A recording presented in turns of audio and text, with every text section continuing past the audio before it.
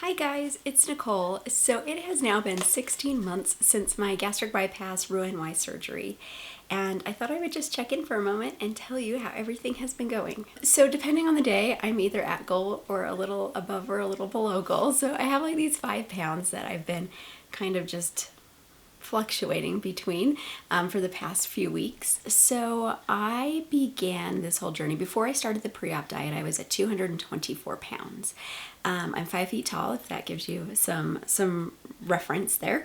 And then my highest weight, though, ever recorded was 228 pounds. So as of this morning, I'm 114 pounds. So I've lost 110 pounds. A couple days ago, I was at 112, which is my goal. And so I've kind of been fluctuating these few pounds. But yeah, so I'm basically at goal. I've basically lost about half of my weight. So it's pretty good. So my weight has pretty much been stable since about September, October, so just about a year post-op. I did gain a few pounds over Christmas, over the holidays. I actually gained about almost 10 pounds over the holidays. I did have a couple of major surgeries, and I just kind of, ate more treats than I should have during the holiday season. I think I would have been fine had I been able to continue my physical activity, but I was on a lot of activity restrictions as a result of the surgeries. So anyway, I did put on, maybe about 8 pounds, but it has since come off. I've just started paying better attention to my eating habits. I don't have sweets around all the time like I did during Christmas. And I'm starting to get a little more active again. So it feels good. Let's talk about how my eating has been. Some days I can barely eat anything. Other days I can barely stop eating. It's weird when you think my pouch isn't changing sizes. Like, I don't know, just some days a few bites of food is all I can handle. Other days it's like, seconds please. So it's kind of hard to deal with sometimes. I don't know exactly how much I'm going to be able to eat. But I do, pretty much eat small, frequent meals. I basically eat 5 or 6 times a day. So I'm working on another video. I don't know, it might already be posted. It might be posted in a week or two. But it is looking at what I eat in a day, 16 months post-op. What I eat in a typical day. So you can take a look at that video if you would like to see what it looks like. Yeah, what my eating is looking like these days. I almost always get my 60 grams of protein from food. I usually get around 70 grams of protein a day. That's pretty average. However, there are days, especially those days, immediately after my surgeries when I didn't want to eat much, or I've had to drink a protein shake during the day. So I do always have protein drinks on standby, but I do still, 16 months post-op, still pay really close attention to how much protein I'm getting. I also pay attention to water. I'm really good at getting my water. I get probably about 100 ounces of water a day. So yeah, and water is primarily the only beverage I'm drinking these days. Every now and then, like maybe once every couple of months, I'll have like an iced tea. I haven't had any carbonation since before the surgery. I did have some wine on New Year's Eve, so that was 2 months ago, and yeah, I got drunk really fast. So I have not drank since then, but overall, I did okay with alcohol, but it's just, I could see how that could be dangerous. Dumping. So here's the interesting thing. I really wanted to have dumping syndrome, or had the possibility of dumping syndrome to act as kind of a negative deterrent for me to not eat sweets. And for about almost the first year, I had only had a couple of dumping episodes. I don't know if it was just my body wasn't dumping or if I just had been really careful with sweets. But over the holidays, I had a lot of dumping episodes. I was dumping several times a week, but I was eating a lot of sweets. So, yeah, dumping is now something that's in my life, and honestly, it has taught me to really watch what I'm eating especially if I'm going to be in public or, if I have plans later in the day. I don't want dumping to interfere. So I don't know, that's good. Food intolerances. So I've been pretty lucky in that I haven't really developed any food intolerances. I have noticed that protein, like especially shrimp for some reason, and chicken to some extent, if I'm eating those, I have to chew them really, really, really well, or they get a little stuck. So yeah, that's kind of strange. But dairy, I've done fine with dairy as long as it's in realistic amounts. If I have like a second yogurt during the day, then I find that I might have to spend a little more time in the bathroom. Bread, I can eat bread, but it fills me up really fast. So if I'm going to eat something with bread in it, I need to either like cut down the amount of bread. So like if I'm eating a hamburger or I'm eating like a chicken sandwich, I usually will take off half the bun because the bread just fills me up too fast. So recently I've gone to breakfast, out to eat with friends and family. And twice now, like I really wanted pancakes. I was just craving pancakes at the restaurant. So I got pancakes. The first time I got pancakes and eggs, and I made the mistake of eating the pancakes first. I took 2 bites of these delicious pancakes, and they were delicious, but I could not eat anything else. I could not eat the eggs. The second time I got pancakes and bacon, and I ate a slice of bacon first, and it was fine. And again, I felt really hungry, and I felt like I am going to devour this plate of amazing pancakes. And I took 2 bites, and then I was like, done. That second time was at IHOP, which interestingly, their menu now includes protein pancakes. So I felt a little bit better about those pancakes, but still only got to take 2 bites. I don't know that I would call it a food intolerance, but bread is definitely, it's something I can eat at the end of a meal if I still have room. Like I really need to prioritize protein.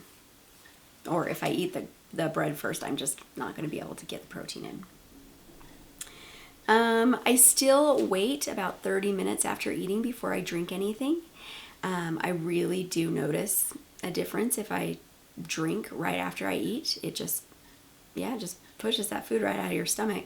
I did cause a dumping episode once after drinking, after I ate a cookie. I think that had I not drank that water so soon afterwards, I don't think I would have gotten dumping syndrome. But so I still am very careful about waiting 30 minutes after eating until I start drinking water again. Okay, let's move on to hair. So my hair fell out an incredible amount up until about 9 months post-op. It stopped at that time, and it's just continued to grow back. So for a while it was really difficult because I had cowlicks going in every direction possible when my hair was growing back in. But I mean, now I still have flyaways and I still have some areas that stick up, but my hair growth is much, let's see if I can find some shorter, like it's getting, okay, that's not, but it's really growing back in. But those major cowlicks have now grown enough that they just blend in with the rest of my hair now. And yeah, my hair is almost back to, I would say, normal, how it was prior to surgery. It has grown back a lot darker and a lot curlier. So kind of interesting. Next, loose skin. So I still have my loose skin. Yeah, it's still there. Honestly, I would say it might even be a little worse now than it was at 1 year. But I think my tolerance is a lot better. Like I don't notice it as much now. I kind of just, I don't care. I really don't. I don't know if this is age talking or just, greater acceptance of myself, but I really don't care. I'm going to be going, on these travels here soon. 60 days until I start my world travels. But, I've been buying swimsuits, shorts. I don't care anymore. Whatever. I did film a video a couple months ago after I met with the plastic surgeon. So check out that video if you're interested in what I learned about what I could do about my loose skin. I'm not going to do anything at this time. I would just rather spend the money on other things. But yeah, still got loose skin. Yeah, it hasn't bounced back or tightened up. Okay, exercise. So I really enjoy being active these days. I say that with a little asterisk. I had into the fall and early winter, I had gotten into running, which if you had told the me a few years ago that I would be a runner, I would have laughed in your face. Like, that seemed impossible. But yeah, I took up running and I really liked it. And then I had to have a surgery, and I was on activity restrictions for 6 weeks. After a couple weeks, I could walk, but I couldn't lift anything, and I just no running or anything strenuous for 6 weeks. But exactly 6 weeks from that surgery, I had to have another surgery. These were not gastric bypass related surgeries. They were, the first was a hysterectomy, and then I had to have my hip replaced 6 weeks later. And so I'm only 5 weeks out from the hip replacement, so I've been walking a lot-ish. And I do, I do about a half hour's worth of physical therapy every day. But I'm still not doing any strenuous exercise. I can't run until at least 3 months post-op, and even then it's only casual short running that they'll allow with the joint replacement. So my running career was very short-lived. But yeah, it's like I've missed exercise. I really want to break a sweat and, get on the treadmill at least and bump up the incline and the speed, and at least walk really fast, up on a steep incline, but I can't do that yet.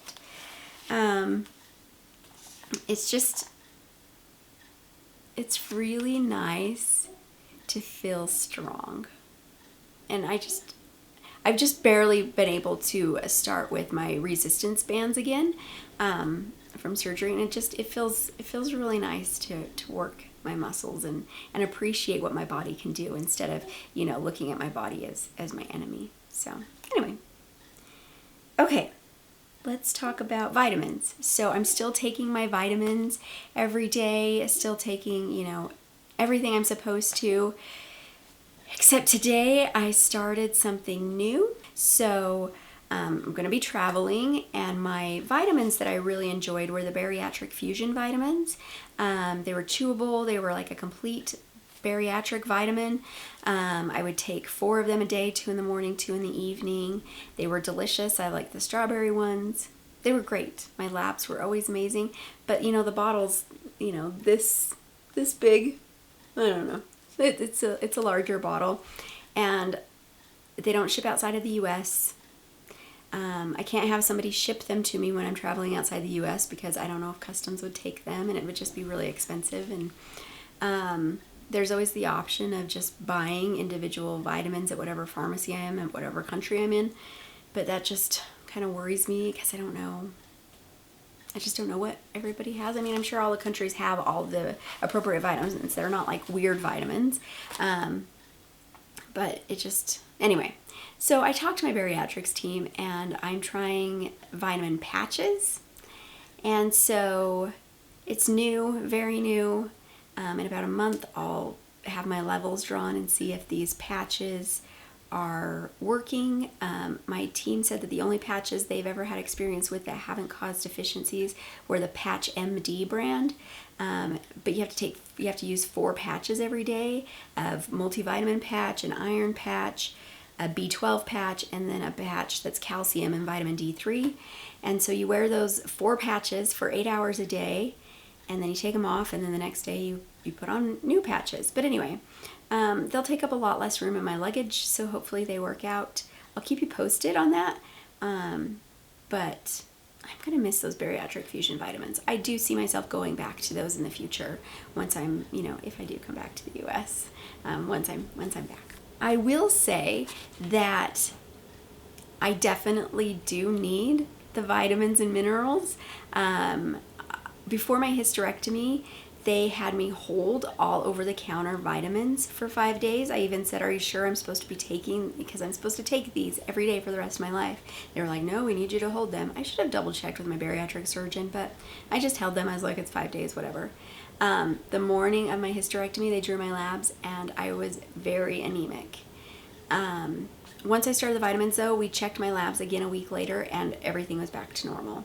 So that just proves to me that I need to take my vitamins. Yeah. Let's talk about some problems that I've had in the post-operative period. So one problem that I have talked about in other videos, probably to death, is constipation.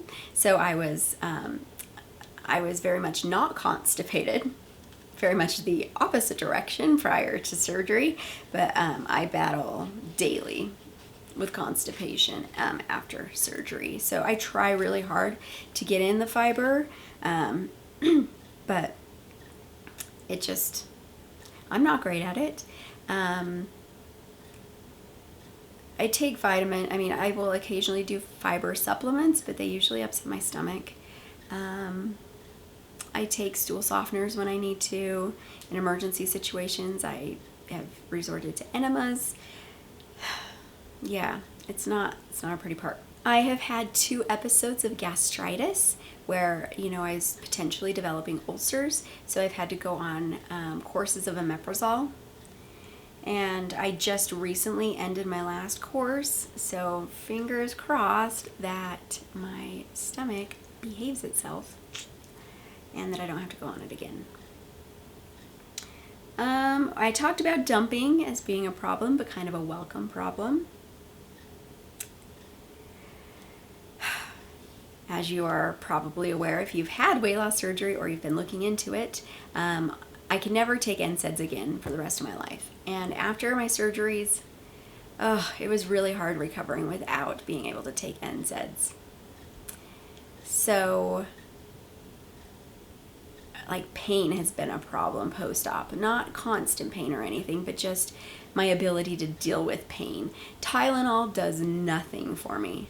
Nothing. I really wish I could take some ibuprofen, but oh well, I'm getting past it, getting through it, it's fine.